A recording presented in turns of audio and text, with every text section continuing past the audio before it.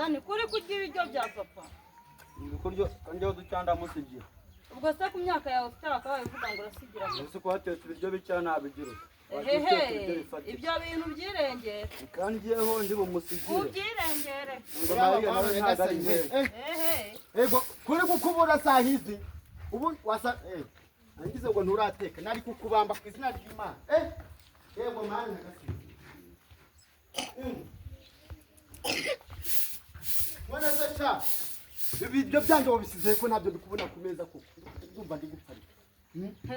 Ibyo bintu bibaze Dani. Dani ninde watetse ubu bantu uzi ryatetse yatetse tujya byabagirene ku izina ry'Imana.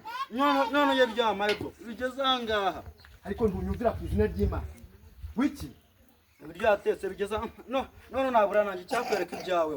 Mundiba uturya gusigira. akosera ku izina ry'Imana nzakugira. Mundiba. Ego ndabona kikureba nacu. Numubona pfa kutuzanira ko pfa kutuza ubusangizane ko. Utungutu usandi kuryaho. Uduki Utungutu. Nese wari utwawe urya n'utwanjye igifu cyane nicyo cyawe. Nyo bwira umukobwa agateka ibiryo byinshi. Ariko wamatinya si mushiki wawe.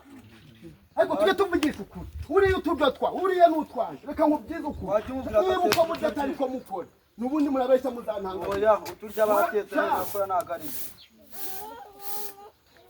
Baba kuvuga abo niko twaje uteka ibyo bifatika. Saza baza nsakuriza hejuru. Rakora turanko.